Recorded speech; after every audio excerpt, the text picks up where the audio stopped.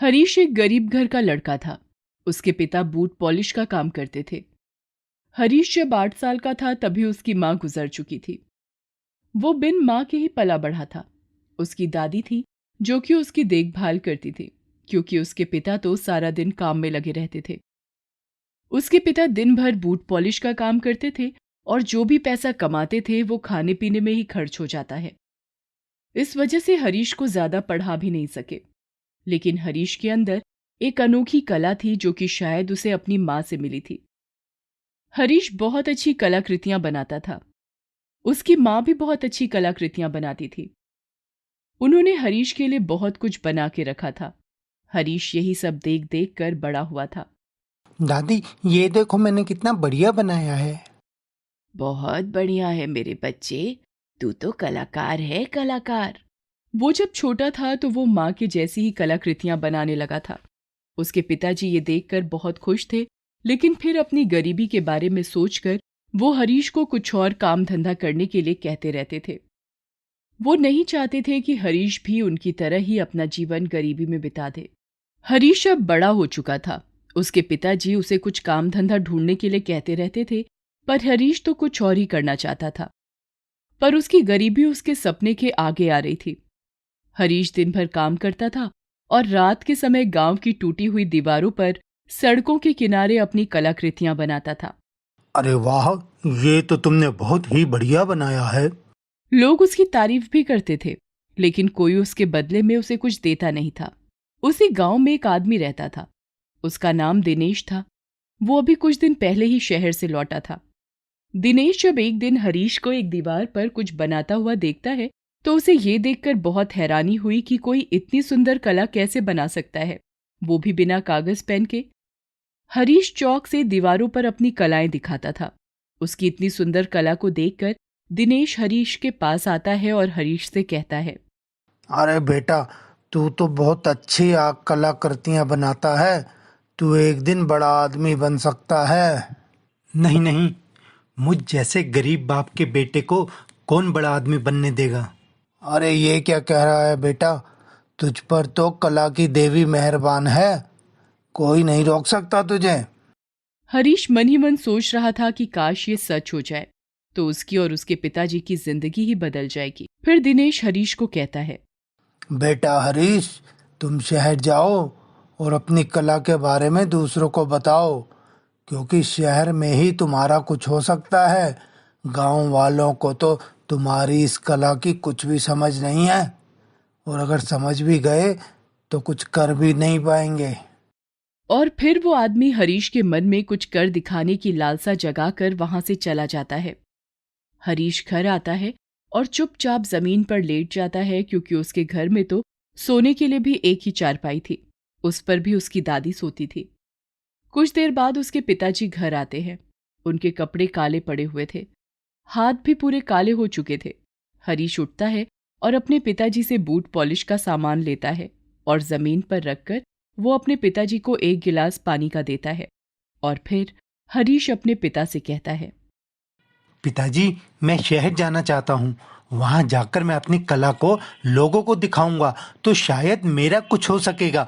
यहाँ गांव में तो मुझे अपना भविष्य अंधकार में ही नजर आता है। हाँ बेटा, तू कह तो ठीक ही रहा है। मेरे पास तो इतने पैसे नहीं कि मैं तेरे शहर में रहने का इंतजाम कर सकूं। पिताजी, आप उसकी चिंता मत करो, बस आप मुझे जाने की इजाजत दे दो। ठीक है बेटा, मैं तो तुझे जाने की इजाजत दे देता हूँ, लेकिन अपनी दादी को तू खुद ही समझाना। तू तो जानता है कि तेरी कितनी फिक्र करती है। तेरे शहर जाने की बात सुनकर ही रोने लगेगी वो। ठीक है पिताजी, मैं दादी को मना लूंगा। और फिर कुछ दिनों बाद हरीश शहर चला जाता है और वहां पहुंचकर जब वो शहर की चकाचौंध देखता है तो उसका तो जैसे दिमाग ही घूम गया। उसे कुछ समझ नहीं आया कि वो कैसे अपनी कला के बारे में लोगों को बताए। वो ज्यादा पढ़ा लिखा भी नहीं था कि लोगों से अच्छे से बात भी कर सके। वो एक चाय वाले की दुकान के पास जाता है और चारों तरफ देखने लगता है। वो शायद देख रहा था कि कहाँ पर वो कुछ बना सके। उस चाय वाले की दुकान पर बहुत भीड़ थी। फिर हरीश एक दीवार पर कुछ बनाने लगता है। वो चाय वाला उसे डांटने लगता है और कहता है, अरे ये क्या कर रहा है भाई, तूने तो मेरी दीवार ही गंदी कर दी, चल निकल यहाँ से। अरे भैया जरा ध्यान से देखो तो सही, मैंने ये दीवार गंदी नहीं की, बल्कि कितना सुंदर चित्र बनाया है। अरे हाँ भैया, ये तो तुमने बहुत ही अच्छा चित्र बनाया है। क्या तुम चित्रकार हो? हाँ, मैं तुम्हारी चाय की दुकान पर भी एक अच्छा सा चित्र बना देता हूँ। ठीक है, लेकिन मेरे पास तो तुम्हें देने के लिए पैसे नहीं है, लेकिन बदले में मैं तुमको एक बढ़िया वाली चाय पिला दूंगा। ठीक है भैया, तुम मुझे बस चाय ही पिला देना। और हाँ, उस पर रघु चाय वाला भी लिख देना। अच्छा, तो आपका नाम रघु है? हरीश चाय वाले की दुकान पर भी बढ़िया सा चित्र बना देता है और चाय वाला भी उसको चाय पिला देता है। हरीश दिन भर काम की तलाश में शहर में घूमता रहता था। कुछ दिन इसी तरह से निकल गए। हरीश सड़कों के किनारे ही सो जाता था और कुछ छोटा मोटा काम कर लेता था, जैसे लोगों की गाड़ी साफ करना, दुकान में बर्तन धोना, और उससे उसे जो भी पैसे मिलते उससे अपने लिए वो खाना खरीद कर खाता था और शाम को चाय वाले के पास भी आ जाता था। हरीश भैया, कोई काम वाम मिला क्या चित्रकारी का? नहीं रघु भैया, अभी तो छोटे मोटे काम करके ही गुजारा चला रहा हूँ। कोई बात नहीं भैया, हिम्मत बनाए रखना, तुमको सफलता जरूर मिलेगी। हरीश ने हिम्मत नहीं हारी और वो लगातार कोशिश करता रहा। बहुत दिन हो गए लेकिन हरीश कुछ कर नहीं पा रहा था। उसे कोई रास्ता नहीं दिख रहा था। वो वापस गांव लौटने का मन बना लेता है और वो उस चाय वाले की दुकान पर पहुंचता है। रघु भैया, एक चाय तो पिला दो बढ़िया सी मलाई मार के, क्योंकि कल से आपकी चाय नसीब नहीं होगी मुझे। अरे हरीश भाई, क्या बात कर रहे हो? हाँ रघु भैया, मैं आज रात की गाड़ी से ही अपने गांव जा रहा हूँ। लगता है ये शहर हमको जमा नहीं। हरीश भाई, मैं तो आपका कब से इंतजार कर रहा हूँ। मेरा इंतजार कर रहे हो? भला वो किस लिए? आज सुबह मेरी दुकान पर एक मैडम आई थी चाय पीने के लिए, और वो तुम्हारे बनाए हुए चित्र देखकर पूछ रही थी कि किसने बनाए हैं। तो हमने बोला कि हमारे एक दोस्त ने बनाए हैं। अच्छा, फिर मैडम क्या बोली? मैडम ने अपना कार्ड दिया है और कहा है कि जब तुम्हारा दोस्त आए तो उसको बोलना कि मुझसे मिलने के लिए। हरीश चाय वाले से कार्ड लेकर उस मैडम से मिलने के लिए चल पड़ता है और दिए हुए एड्रेस पर उसको वो मैडम मिल भी जाती है। अरे, तुम इस शहर में नए लगते हो। पहले तो वो कुछ नहीं बोलता। तुम बहुत परेशान लग रहे हो, मुझे बताओ, शायद मैं तुम्हारी कुछ मदद कर सकूं। फिर हरीश उस लड़की को सब कुछ बता देता है। कला उसकी बात से प्रभावित हो जाती है और हरीश को अपने साथ ले जाती है। कुछ देर बाद वो दोनों एक घर में पहुंच जाते हैं।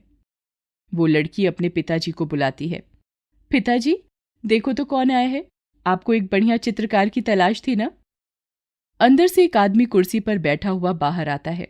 उसे देखकर लग रहा था कि वो चल फिर नहीं सकता।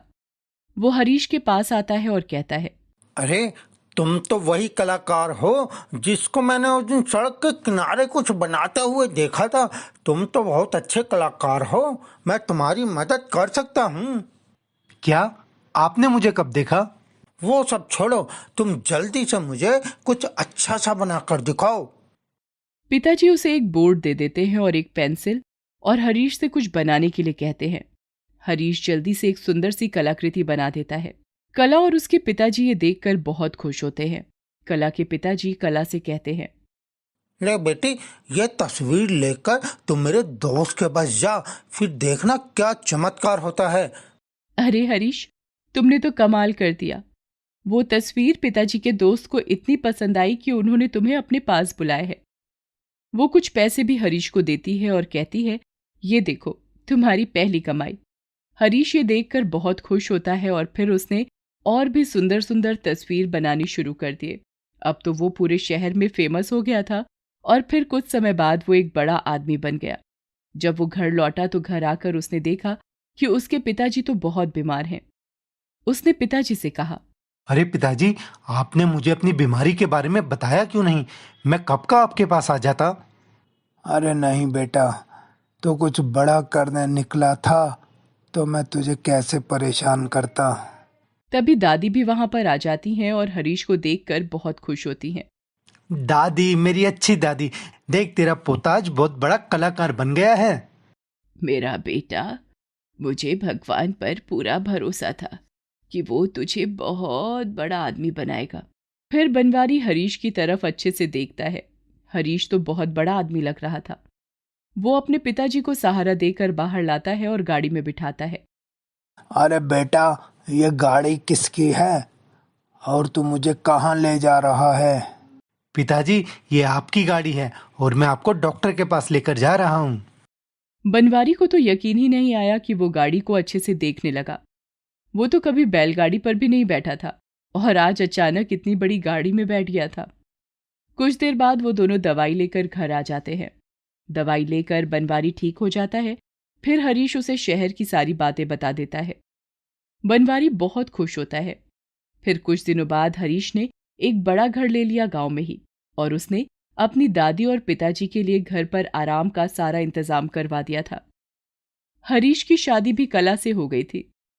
अब हरीश शहर में रहकर अपना काम भी करता और हर महीने 3-4 दिन गांव में अपनी दादी और पिताजी के साथ भी आकर रहता था। हरीश अपनी गरीबी के साथ ही उस चाय वाले को भी नहीं भूला था। एक दिन उस चाय वाले की दुकान पर एक बड़ी सी गाड़ी रुकती है। सब उस गाड़ी की तरफ देखने लगते हैं। तभी उस गाड़ी में से हरीश नीचे उतरता है। कैसे हो रघु भैया, एक चाय तो पिला दो बढ़िया वाली। बहुत बढ़िया हरीश भाई, तुम्हारी तरक्की देखकर दिल खुश हो गया। रघु भैया, ये सब आपकी वजह से ही हुआ है, इसलिए कभी भी मेरी जरूरत पड़े तो आप निसंकोच मुझे बताइएगा। और इस तरह एक गरीब कलाकार अपनी मेहनत से सफलता की ऊंचाइयों तक पहुंच गया।